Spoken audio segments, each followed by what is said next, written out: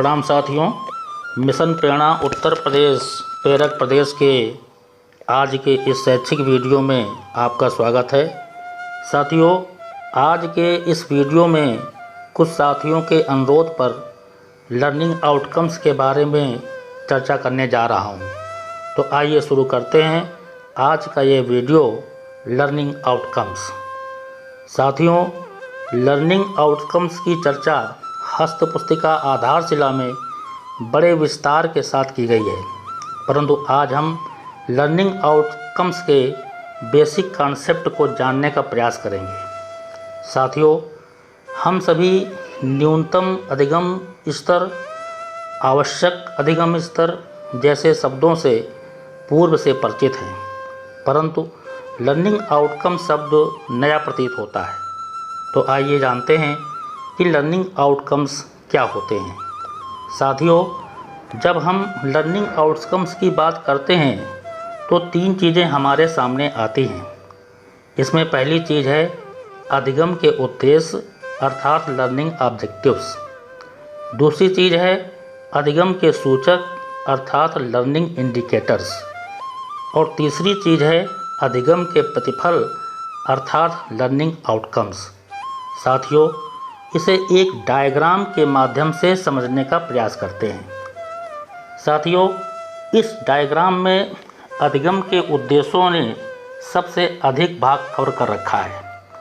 इसे डायग्राम में green shade से दर्शाया गया है। दूसरा, अधिगम के सूचक ने ग्रीन भाग से कुछ कम भाग कवर कर रखा है। इसे डायग्राम में लाइट ग्रीन से दर्शाया गया है। और सबसे कम भाग अधिगम के प्रतिफल ने कवर कर रखा है। इसे पिंक शेड से दर्शाया गया है। डायग्राम आप देख रहे हैं।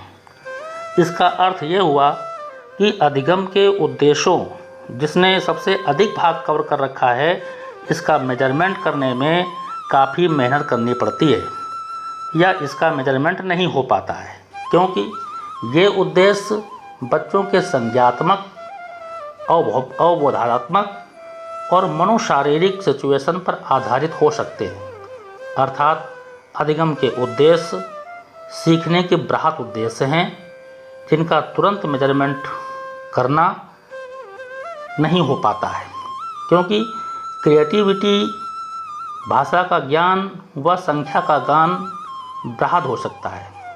साथियों, अब बात करते हैं लर्निंग इंडिकेटर्स अर्थात अधिगम के सूचकों की।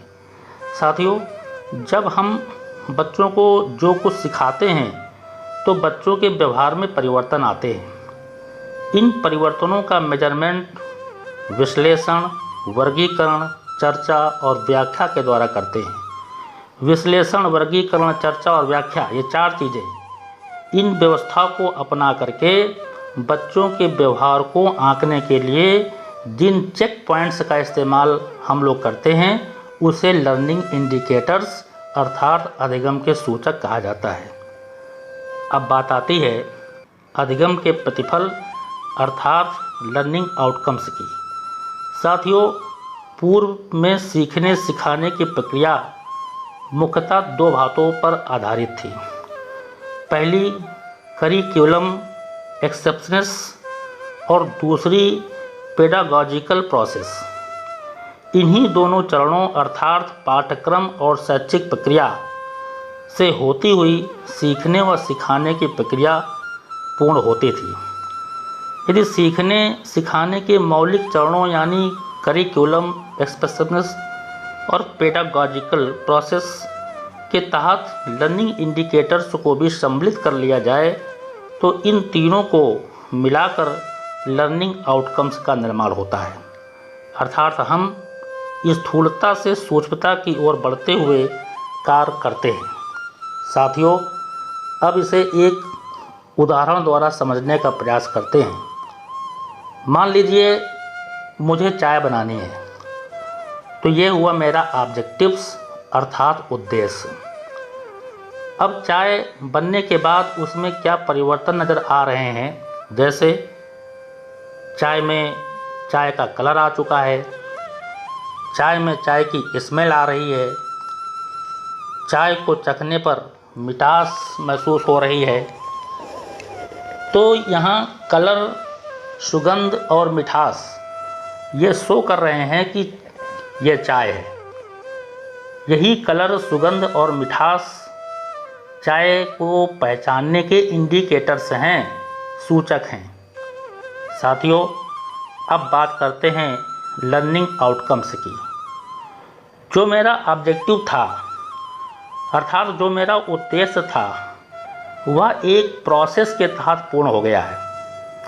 इंडिकेटर्स ने भी ऑब्जेक्टिव अर्थात उद्देश्य पूर्ण होने का प्रमाण दे दिया है। अर्थात अब जो रिजल्ट आया है कि चाय बन गई है, यही लर्निंग आउटकम्स हैं। इसे अधिगम परिणाम, सीखने के प्रतिफल या अपेक्षित दक्षताएं भी कहा जाता है।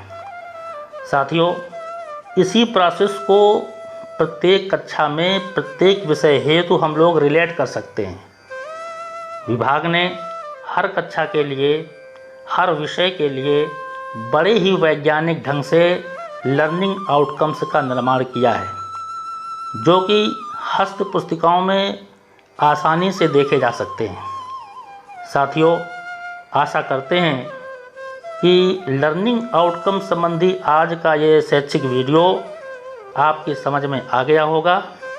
अगले शैक्षिक वीडियो में लर्निंग आउटकम्स की श्रेणियों के साथ हम पुनः उपस्थित होंगे। हस्त पुस्तिकाओं का अध्ययन करें, चिंतन करें, क्योंकि लर्निंग टुडे लीडिंग टुमारो। धन्यवाद।